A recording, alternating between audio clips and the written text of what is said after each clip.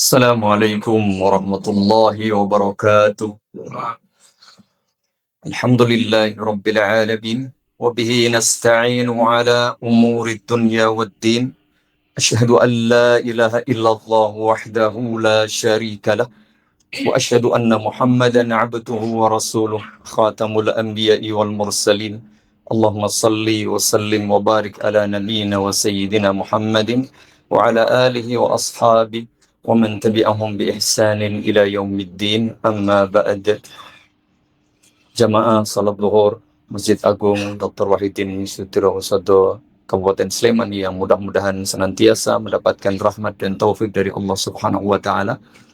Mari kita terus bersyukur kepada Allah Subhanahu wa taala sampai kesempatan siang hari ini kita masih mendapatkan beragam nikmat dan karunia yang tentu tidak mungkin bisa kita hitung jumlahnya. Lebih-lebih kita diberi kesempatan untuk memasuki tahun baru Hijriah, bulan Muharram, salah satu bulan yang dimuliakan di dalam syariat Islam. Sungguh ini adalah nikmat dan karunia yang besar yang wajib kita syukuri. Semoga Allah menjadikan kita hamba-hambanya yang terus berzikir, bersyukur, dan istiqomah beribadah dengan baik kepadanya. Amin. Semoga pula salawat, salam, dan keberkahan dilimpahkan selalu kepada Nabi kita yang mulia, Nabi Agung Muhammad sallallahu alaihi wa ala alihi wasallam, para istri, keluarga, sahabat, dan tentu semua umat Islam, umat beliau yang masih bersabar dan setia untuk terus memeluk agama ini dengan baik sampai kelak jelang kiamat tiba. Allahumma amin. Jamaah yang mudah-mudahan dirahmati Allah Subhanahu wa taala, pada kesempatan kultum siang hari ini saya menyampaikan beberapa poin berkaitan dengan hikmah dan faedah serta pelajaran yang bisa kita petik dari kisah hari Ashura. Dalam hadis riwayat Imam Bukhari dan Muslim dari sahabat Abdullah bin Abbas radhiyallahu anhuma, ketika Nabi sallallahu alaihi wasallam tiba di kota Madinah, qadima Rasulullah sallallahu alaihi wasallam al-Madinah. Ketika beliau berhijrah, ternyata mendapati orang-orang komunitas kaum Yahudi itu berpuasa pada tanggal 10 Muharram. Fara'al Yahud yasumu Ashura. Faqala ma hadha? Nabi sallallahu alaihi wasallam pun mencari informasi. Ada apa gerangan kaum Yahudi berpuasa pada tanggal 10 Muharram? Qalu, mereka menjawab, hadza yaumun azim. Ini adalah hari besar buat kami. Najallahu Musa wa Bani Israel min aduwwihim fasamahu.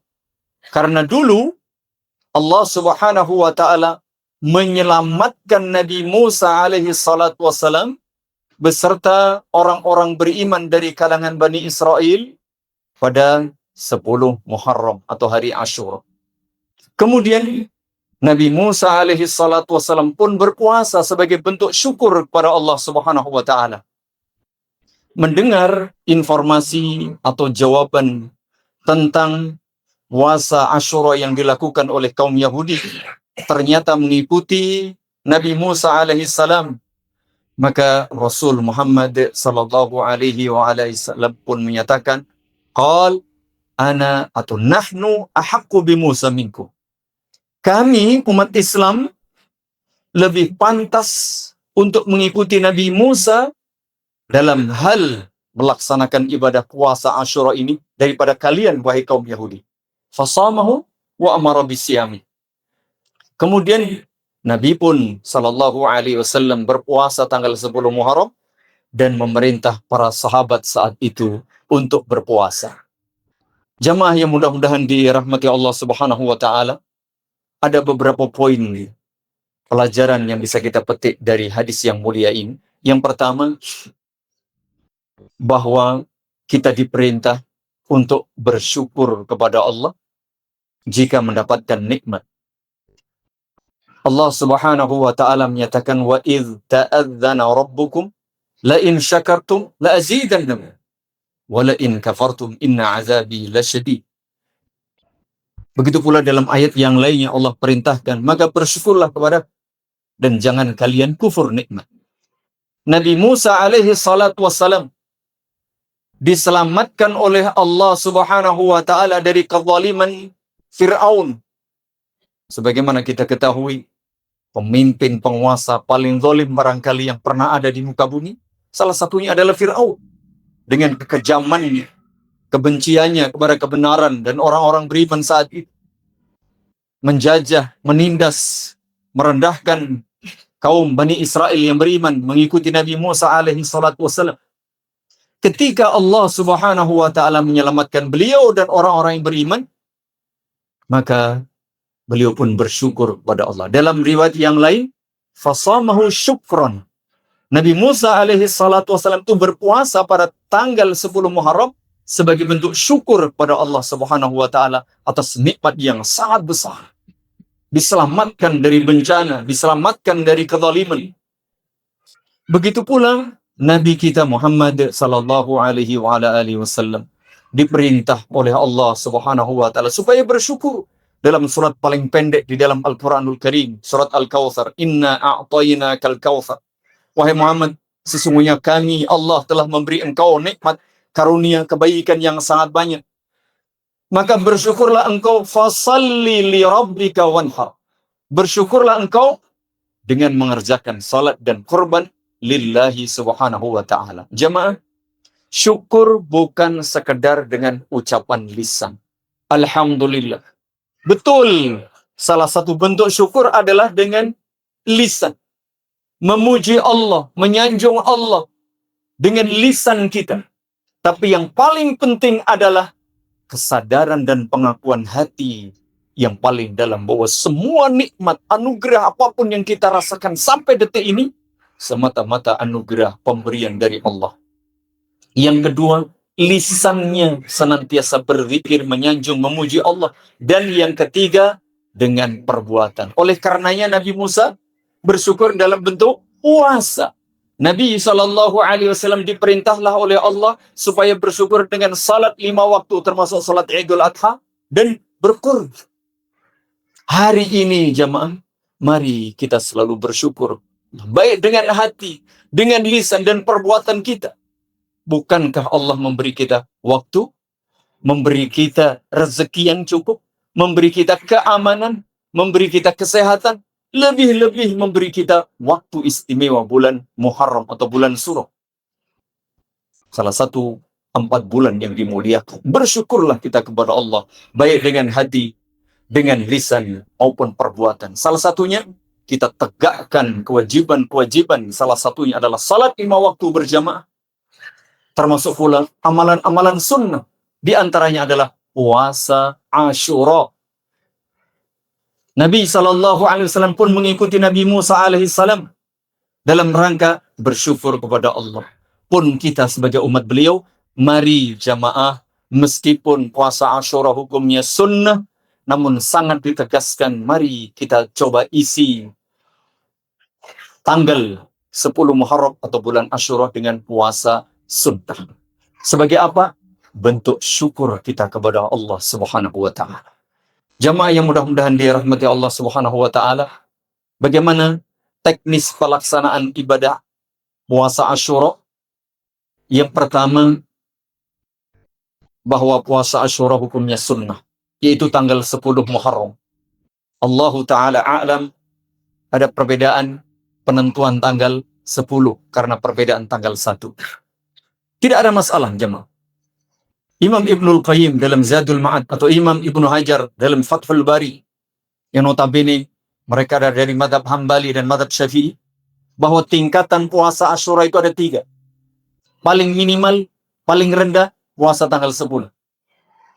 Yang disebutkan dalam hadis, Nabi SAW menyatakan, puasa tanggal 10 Muharram atau Asyura, aku berharap Allah menghapus dosa setahun yang lalu. Allahu Akbar.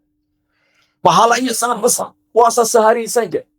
Lalu tingkatan lebih tinggi 2 hari. 9 dan 10. Sebagai bentuk upaya untuk menyelisihi kaum Yahudi.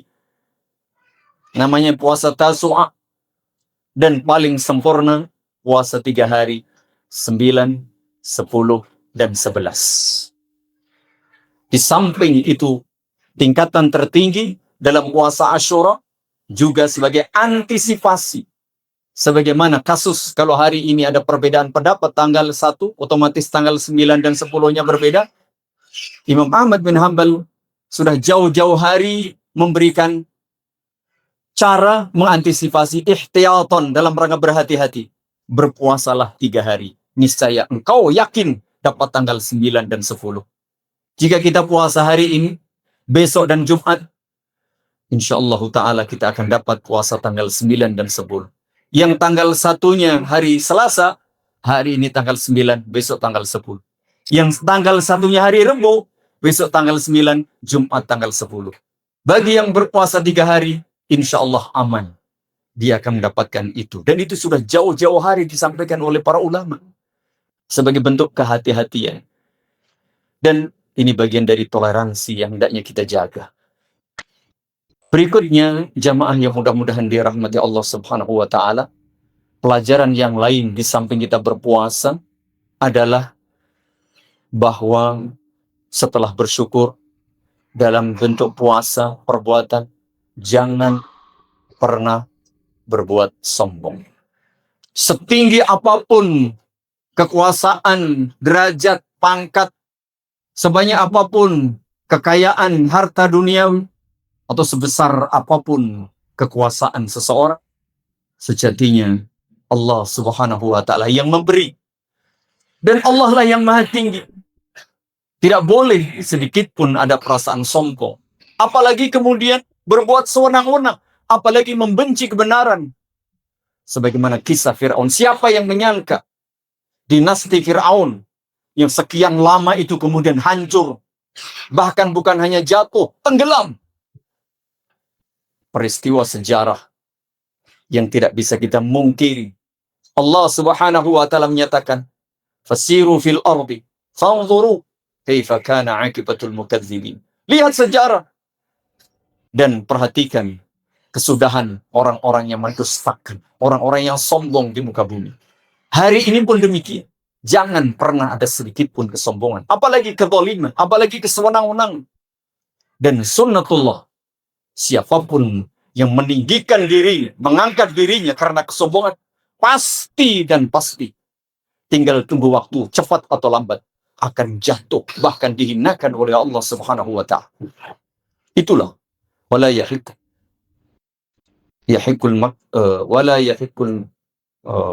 makru sayyi illa billah. Bahwa orang yang berbuat makar pasti akan kembali pada dirinya. Berikutnya, jamaah yang mudah-mudahan dirahmati Allah Subhanahu wa Ta'ala, bahwa kita wajib bertawakal sepenuh hati, bergantung kepada Allah, yakin kepada Allah, dan selalu optimis serta husnudzon kepada Allah. Hari ini barangkali umat Islam sedang terpuruk kepada Allah. Allah kasih pertolongan dari arah yang tidak diduga. "Man yattaqillaha yaj'al lahu makhraja wa yarzuqhu min haitsu la yahtasib wa man yatawakkal 'ala Allah fahuwa hasbuh." Hari ini pun demikian. Dalam menghadapi beragam problem kehidupan khususnya umat Islam, mari selalu optimis, selalu husnudzon dan tawakal, bergantung hanya kepada Allah. Berikutnya, jangan lupa berdoa dan berusaha. Apakah Nabi Musa hanya bergantung, duduk diam? Tidak. Beliau berusaha, beliau berdakwah, beliau terus bekerja keras. Ada tawakal, ada husnudzon, ada doa dan usaha semaksimal mungkin. Fattaqullaha mastata'tum. Meskipun kita terburuk, tapi ayo terus bangkit, ayo terus bekerja sesuai kemampuan kita. Allah yang akan memberi balasan dan buahnya. Berikutnya, bahwa kita diperintah untuk senantiasa meneladani para nabi dan rasul. Nabi kita Muhammad sallallahu alaihi wasallam pun meneladani Nabi Musa. Nabi Ibrahim pun jadi teladan. Apalagi Nabi kita, qudwah. Laqad kana lakum fi Rasulillahi uswatun hasanah. Hari ini, agar kita menjadi maju, mulia, jaya, terhormat, bahagia, selamat dunia akhirat, tiada lain kecuali mengikut Nabi sallallahu alaihi wasallam. Semoga Allah Subhanahu wa Ta'ala memberi kita taufik dan kemudahan segala urusan, mengampuni dosa-dosa kita, menerima seluruh amal ibadah kita, dan membimbing kita dalam kebaikan, agar bisa melaksanakan perintah Allah, menjauhi larangannya, mengikuti sunnah Nabi-Nya, agar kita menjadi pribadi, masyarakat, bangsa, negara, dan umat yang selamat, bahagia, berwibawa mulia di dunia, dan kelak pada hari kiamat. Amin. Semoga Allah mengabulkan doa-doa kita semuanya. Lebih kurangnya mohon maaf, mudah-mudahan bermanfaat. Subhanakallahumma wa bihamdi, asyhadu an la ilaha illa anta astaghfiruka wa atubu ilaik. Ilahi taufiq wal hidayah. Assalamualaikum warahmatullahi wabarakatuh.